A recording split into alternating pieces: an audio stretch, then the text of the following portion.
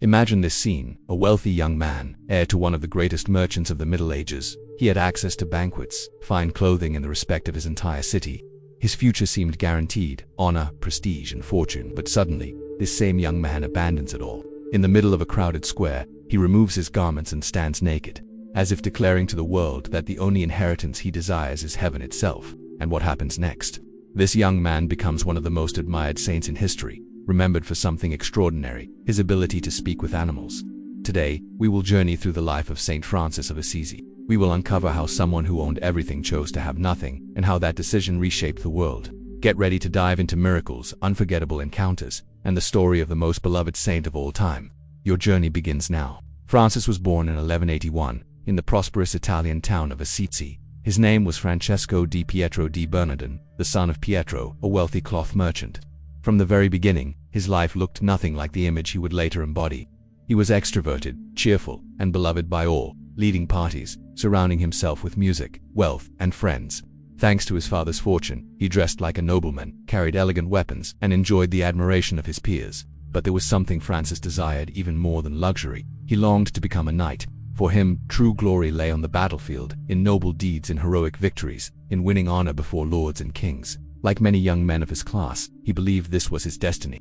His opportunity came in 1202, when Assisi went to war with Perugia. Full of youthful confidence, he joined the battle. Yet the reality of war was brutal. Captured, Francis spent a year imprisoned in a dark, damp cell. When he finally returned, he was sick and weakened, but he still clung to his military ambitions.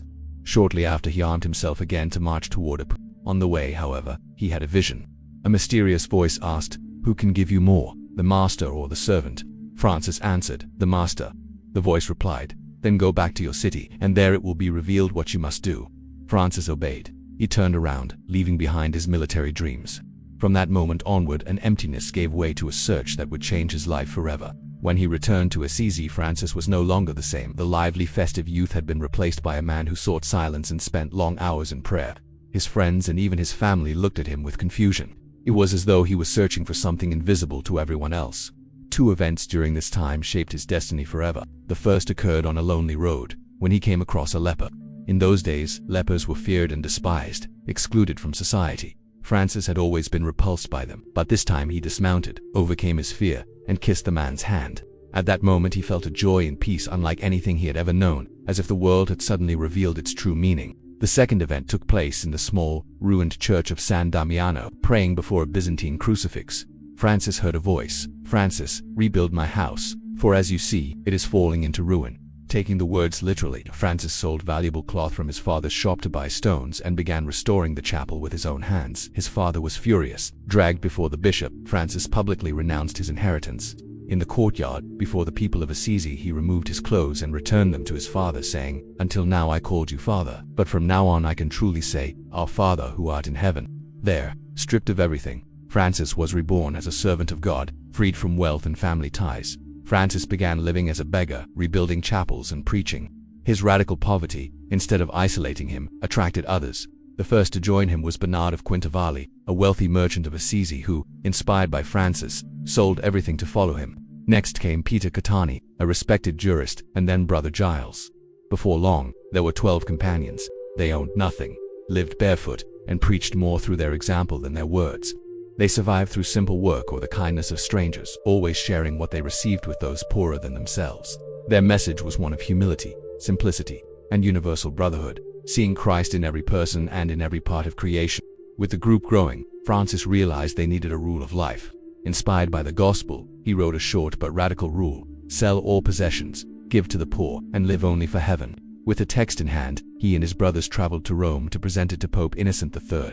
At first the Pope hesitated. It seemed too extreme, but tradition says that one night, he dreamed of the great Basilica of St. John Lateran collapsing, and a small man supporting it on his shoulders. The Pope recognized Francis in the dream and understood the sign. He approved the rule verbally and blessed the brothers. Thus was born the Order of Friars Minor. Francis's mission, however, was not limited to humans. For him, all creation was part of God's family. Animals, plants, rivers, fire, everything reflected the divine. One of his most famous stories is the Sermon to the Birds. Seeing a flock, he called them brothers and urged them to praise their Creator. Amazingly, The birds did not fly away but seemed to listen, and only departed after receiving his blessing. Another story is the tale of the wolf of Gubbio. The beast was terrorizing the city, attacking people and livestock. Armed citizens prepared to kill it, but Francis went alone, without weapons. As the wolf charged, Francis made the sign of the cross and said, "Come to me, brother wolf. In the name of Christ, do no harm." The animal calmed, lay at his feet, and became docile. Francis broke at peace.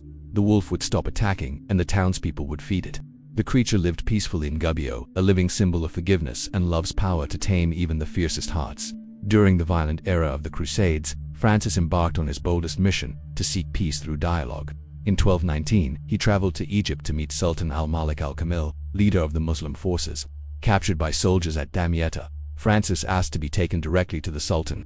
The contrast was stark, the Sultan powerful and surrounded by luxury. Francis, poor, barefoot, clothed in a patched robe. Yet his courage impressed the ruler. Francis preached Christ's love, even offering to undergo a trial by fire to prove his faith. The Sultan, a learned man, did not convert but was deeply moved. Instead of harming Francis, he allowed him to leave unharmed, even offering him gifts, which Francis declined. This meeting was not a military victory but a triumph of faith and dialogue, showing that peace could exist even amidst war. In his final years, Francis's body was weakened from years of poverty and preaching. Seeking solitude, he withdrew to Mount La Verna, fasting and meditating on Christ's passion. He longed to feel, in his own flesh, the suffering and love of Jesus on the cross. On the morning of September 14, 1224, his prayer was answered in a way no one could have imagined. He saw a vision of a six-winged seraph bearing the image of the crucified Christ. When the vision faded, Francis discovered wounds in his hands, feet, and side, the stigmata, the very marks of Christ's crucifixion. Ill and nearly blind, he returned to the small chapel of the Porziuncula, the cradle of his order. Surrounded by his first brothers, he asked to be laid naked on the ground, just as he had stood years earlier before his father. On October 3, 1226, the poor man of Assisi surrendered his soul to God. Just 2 years later, Pope Gregory IX canonized him. Francis left behind more than a religious order. He left a timeless message: poverty is freedom, simplicity is joy, and creation as a mirror of the divine. Today he is the patron saint of animals and ecology, a reminder that faith and nature walk hand in hand. The life of Francis of Assisi may sound like legend, but it is real, and it makes us reflect. In a society obsessed with consumption, speed, and wealth, how would his message be received today? Would he be considered a saint, a madman, or a hero? If this story touched your heart, don't forget to like this video and share in the comments which lesson from St. Francis's life would you apply in your own journey. And get ready, because in our next video we will reveal the story of Saint Rita of Castia, the saint of impossible causes. You won't want to miss it.